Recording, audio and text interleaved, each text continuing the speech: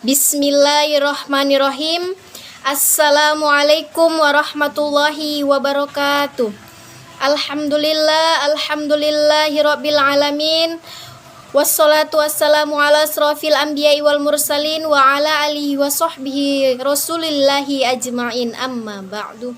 Puji syukur kita panjatkan kehadirat Allah Subhanahu wa ta'ala karena sampai pada hari ini dan kesempatan kali ini kita masih diberikan kesehatan dan keselamatan sehingga kita dapat berkumpul di kelas kita pada hari ini.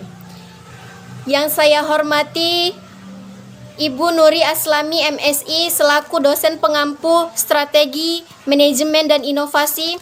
Sebelum masuk ke materi, ada baiknya saya memperkenalkan diri. Nama saya Lenita Selviana, bertugas pengertian diversifikasi konsentrasi. Diversifikasi konsentris atau concentric diversification ialah melibatkan akuisisi atas bisnis-bisnis yang berkaitan dengan perusahaan yang mengakuisisi dalam teknologi, pasar, atau produk. Dengan strategi ini, utama bisnis-bisnis dimiliki oleh perusahaan tersebut saat ini. Diversifikasi konsentris yang idealah ketika laba gabungan dari perusahaan tersebut meningkatkan kekuatan dan peluang serta mengurangi kelemahan dan paparan terhadap resiko. Dengan demikian, perusahaan yang mengakuisisi mencari bisnis-bisnis baru dengan produk, pasaran, saluran distribusi, teknologi, dan kebutuhan sumber daya yang serupa tetapi tidak identik dengan milik perusahaan itu sendiri. Sehingga akuisisi ini menghasilkan sinergia tetapi bukan saling ketergantungan secara penuh. Suatu strategi konsentrasi concentration berfokus pada suatu bisnis tunggal yang bersaing di industri tunggal. Pada industri retail, makanan, Kroger, Safeway, dan A dan P. Semuanya melaksanakan strategi konsentrasi. Seringkali perusahaan melaksanakan strategi konsentrasi untuk dapat masuk ke dalam industri ketika pertumbuhan industri tersebut baik, atau ketika perusahaan tersebut memiliki kompetensi yang ragamnya sangat terbatas. Selanjutnya, tujuan diversifikasi konsentrasi: meningkatkan profit, perluasan market share, mencegah kebosanan masyarakat atau sebuah brand, personalia produk yang sesuai dengan karakteristik target pasar, membantu mengalahkan kompetitor. 3. Kelebihan dan kekurangan diversifikasi konsentrasi. Yang pertama, dapat meningkatkan pendapatan bisnis seperti mendapatkan profit yang optimal.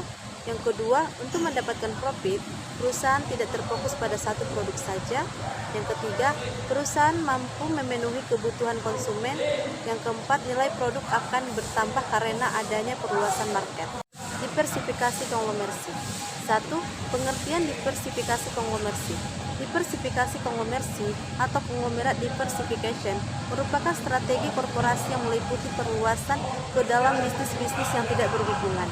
Sebagai contoh, General Electric telah melakukan diversifikasi dari bisnis awalnya, yaitu peralatan listrik dan peralatan rumah, hingga macam-macam industri seperti kesehatan, keuangan, asuransi, truk, dan transportasi udara, dan bahkan media dengan kepemilikannya atas NBC.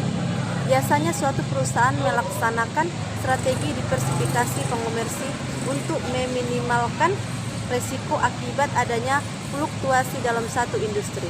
Strategi konglomerasi ini merupakan strategi diversifikasi produk dengan cara memproduksi barang yang tidak memiliki kaitan sama sekali dengan produk sebelumnya. Strategi ini dilakukan untuk mengembangkan sayap karena ada peluang dan nilai investasi yang dinilai menarik.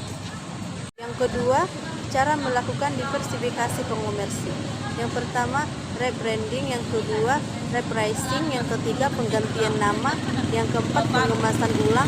Yang kelima, ekstensi produk. 3. Contoh diverifikasi konglomerasi.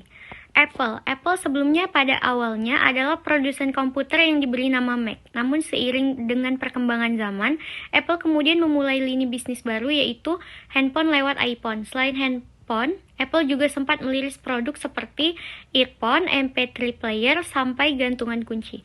Bisa dibilang di verifikasi ini yang dilakukan oleh Apple ini berjalan cukup sukses karena mereka mampu mempertahankan citra merek di semua produknya.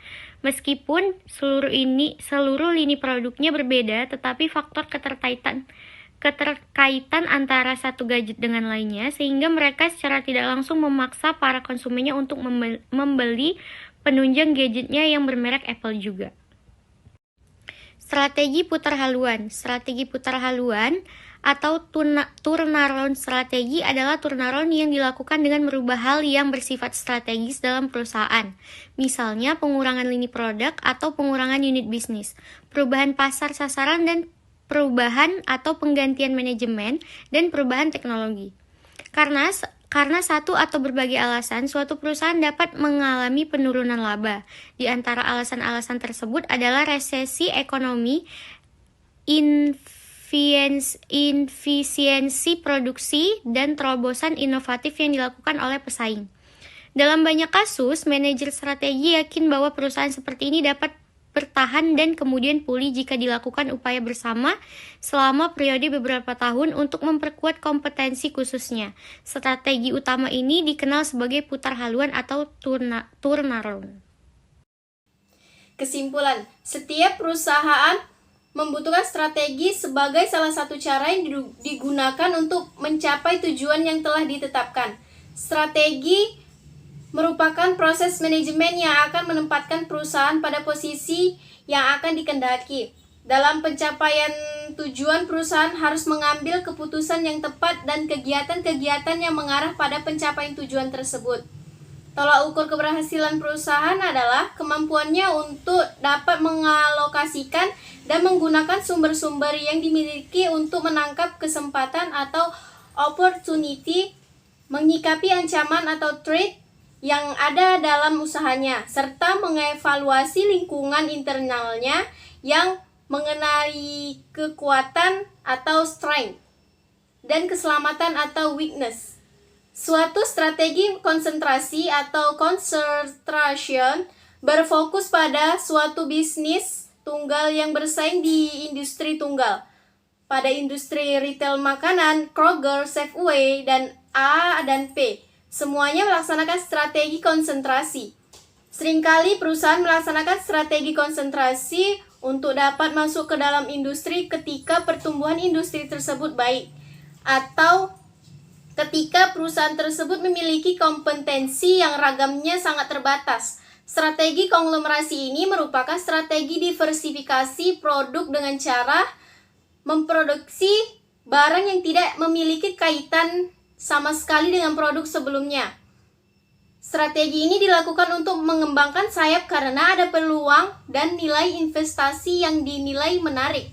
Strategi putar haluan atau turnaround strategi adalah turnaround yang digunakan dengan merubah hal yang bersifat strategis dalam perusahaan, misalnya pengurangan link produk atau pengurangan unit bisnis, perubahan pasar sasaran dan perubahan atau penggantian manajemen dan perubahan teknologi. Baik, sekian pemaparan materi dari kelompok kami. Saya ucapkan terima kasih kepada teman-teman yang sudah menyimak video dan membaca makalah kami. Wabillahi taufik wal hidayah. Wassalamualaikum warahmatullahi wabarakatuh.